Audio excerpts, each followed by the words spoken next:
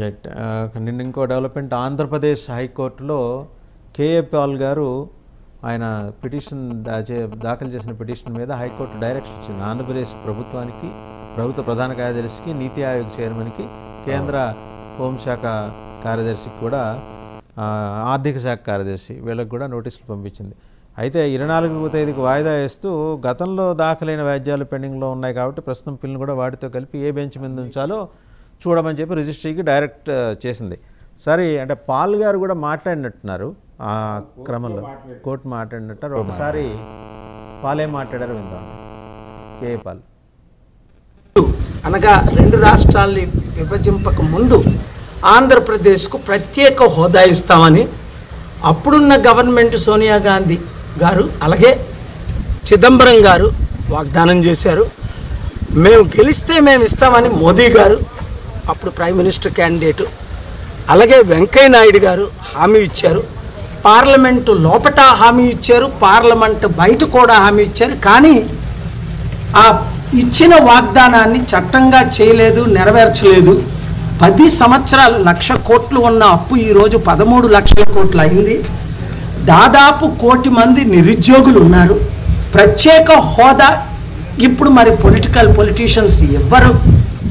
Elections ముందు Andhra Pradesh honourable chief minister ఇప్పుడు చంద్రబాబు నాయుడు గారు ఫైట్ చేశారు. కానీ ఇప్పుడైతే కోalition గవర్నమెంట్లో ఉన్నారు కనుక ఎందుకు తేలేకపోతున్నారు? బీహార్ గవర్నమెంట్కి 60,000 కోట్లు ఇచ్చి మనకేమీ ఇవ్వలేదని స్పష్టంగా రాయడం జరిగింది. బైఫర్కేషన్ ముందు అనగా 2 రాష్ట్రాల్ని. రైట్. ఆయన ఏం మాట్లాడారో చూసాం. అటు పాత విషయాలన్నీ ఆయన చెప్పుకుంటూ వచ్చారు. అవును. ఇప్పుడు వాస్తవంగా నీతి ఆయోగ్ క్లెయిమ్ ఏంటి? నీతి ఆయోగ్ వచ్చిన తర్వాత కదండి ఇది ప్రత్యేక హోదా ఆయనకి వెళ్ళిపోయింది. అంటే నీతి ఆయోగ్ అనేది ప్రణాళికా సంఘం ప్లేస్లో రీప్లేస్ చేసుకుంటూ వచ్చింది, రీప్లేస్ చేస్తూ తీసుకొచ్చారు. అంటే దాంతోపాటు దీనిలో నిధుల కేటాయింపు కార్యక్రమం ఉంది కాబట్టి ఆర్థిక సంఘం తోడ్పాటు కూడా కావాలి. అలాగే ప్రధాని అధ్యక్షతన పనిచేసేటువంటి జాతీయ అభివృద్ధి మండలి నిర్ణయం కావాలి. ఆ నిర్ణయం వచ్చిన తర్వాత మాత్రమే ప్రత్యేక హోదా గురించి చర్చ మొదలవుతుంది. అయితే ఈ ప్రత్యేక హోదాకి సంబంధించి రకరకాల వ్యవహారాలు ఉన్నాయి. అంటే వాళ్ళకు ఒక ఇది ఫ్రేమ్ చేసుకుని ఉన్నారు. పర్వత ప్రాంతాలలో ఉండాలి, అలాగే జనసాంద్రత తక్కువ ఉండాలి, అలాగే మౌలిక సదుపాయాల లేమి ఉన్నటువంటి రాష్ట్రమై ఉండాలి. ఇలా కొన్ని ఇవి పెట్టుకున్నారు నిబంధనలు. ఆ ప్రకారం ఉన్నటువంటి దీనిలో అంటే మొదట ఈ ప్రతిపత్తి ఇచ్చినటువంటి ప్రత్యేక హోదా ఇచ్చినటువంటి రాష్ట్రాలు మనం చూస్తే ప్రారంభ దశలో జమ్మూ కాశ్మీర్కి ఇచ్చారు, అస్సాంకి ఇచ్చారు, నాగాలాండ్కి ఇచ్చారు. ఆ తర్వాత ఈస్టర్న్ స్టేట్స్ అని మనం చెప్పేటువంటి మిజోరాం వీటికి ఇచ్చారు.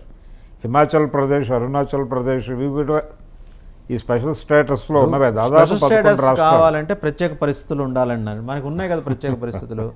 రోడ్లు అసలు రహదారులు బాగుండకూడదు. జగన్మోహన్ రెడ్డి గారి పుణ్యాన్ని బాగలేవు, అది అందరికీ తెలుస్తున్న విషయమే. అలాగే మొత్తం రహదారులు ఉన్నాయో లేదో గూగుల్లో ఎత్తుకునే పరిస్థితి. అవును. సో ఇంకా అదొకటి ఆ రకంగా జగన్మోహన్ రెడ్డి గారు సహకరించినట్టే ప్రత్యేక హోదాకి కావలసినటువంటి సదుపాయాలు ఏర్పాటు చేసే ప్రయత్నం అయితే అన్ని సదుపాయాలు ఏర్పాటు చేశారు ఆయన. ఒక అవ్యవస్థ ఉండాలి, ఉంది రాష్ట్రంలో, అరాచకం ఉండాలి, ఉంది, అన్నీ చేసి పెట్టారు కదా. ఇంకా ఎందుకు? అలాగే జనసాంద్రత తక్కువ ఉండాలి అనేటువంటిది కూడా ఒక ప్రధానమైనటువంటి ఇది ఉంది దానిలో. ఇక్కడ అంటే ఈయన పాలనలో వలసలు సీరియస్గా జరిగినాయి కాబట్టి జనసంఖ్య పలచబడింది.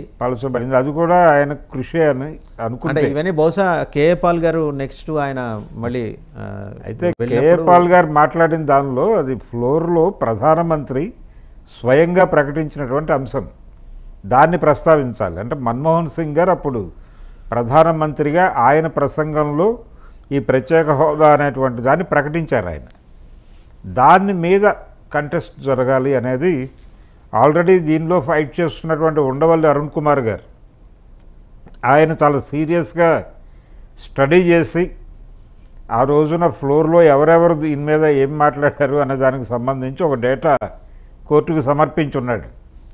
ఇప్పుడు ఈ కేసులన్నీ ఒకే బెంచ్ మీదకు తీసుకొచ్చి వాటిని పరిశూ చేస్తాయి. అంటే ఇప్పుడు ఏపీతో పాటు మరికొన్ని రాష్ట్రాలు అడుగుతున్నాయి. మన ఒడిశా అడుగుతోంది, అలాగే రాజస్థాన్ కూడా అడుగుతోంది ప్రత్యేక హోదా కావాలని. ఇలా కొన్ని రాష్ట్రాలు, ఛత్తీస్గఢ్ అడుగుతోంది ప్రత్యేక హోదా కావాలి అని. వీటన్నిటినీ కూడా ఒక చోట కూర్చోబెట్టి మాట్లాడాల్సినటువంటి పరిస్థితి. ఇది ఆల్రెడీ ఒక కమిటీ వేశారు. అప్పటి రిజర్వ్ బ్యాంక్ రిటైర్డ్ ఆఫీసర్తో వీళ్ళు ఒక కమిటీ వేశారు. ఆ కమిటీ నివేదిక ఏమైంది అనేది క్లారిటీ లేదు ఇప్పటిదాకా. సో అదొకటి తెలియాల్సి ఉంది. రాజన్ ఆయన పేరు, ఆయన నేతృత్వంలో ఒక కమిటీ వేశారు. దాని నివేదిక ప్రకారం ఏమిటి అనేది తేలాలి. ఇది వస్తే, ఒకవేళ ప్రత్యేక హోదా వస్తే ఏం జరుగుతుంది అంటే, ఇక్కడ పెట్టుబడులు పెట్టేటువంటి పరిశ్రమలకు రాయితీలు ఇస్తారు. అలాగే కేంద్రం నేరుగా ఇచ్చేటువంటి గ్రాంట్లు పెరుగుతాయి. రాష్ట్రాలకు ఇచ్చేటువంటి పన్నుల వాటాలో 30% ముందు ఈ రాష్ట్రాలకే ఇస్తారు, ప్రత్యేక హోదా ఉన్నటువంటి రాష్ట్రాలకే ఇస్తారు. కాబట్టి అదొక వెసులుబాటు. ఇవన్నీ, ఈ సదుపాయాలన్నీ ఉంటాయనే ఉద్దేశంతోనే ఆ రోజున ఆయన పార్లమెంటు ముందు మన్మోహన్ సింగ్ గారు ప్రత్యేక హోదా ఇస్తాము అని ప్రకటించారు ఆయన. ఆ తరువాత దాని గురించినటువంటి ఫాలోఅప్ లేదు. ఎన్నికల ప్రచారంలో భాగంగా కూడా వారు కాంగ్రెస్ పార్టీ నుంచి మాట్లాడారు. ఆ రోజున కాంగ్రెస్ని ఏపీలో ప్రచారాన్ని లీడ్ చేసినటువంటి 3 నాయకులు, డొక్కా మాణిక్యవరప్రసాద్ గారు ఉన్నారు దానిలో, అలాగే కొప్పుల రాజు గారు ఉన్నారు, చిరంజీవి గారు ఉన్నారు. వీరు కూడా ప్రధాని హామీనే ప్రస్తావిస్తూ వెళ్ళారు ఎన్నికల ప్రచారంలో.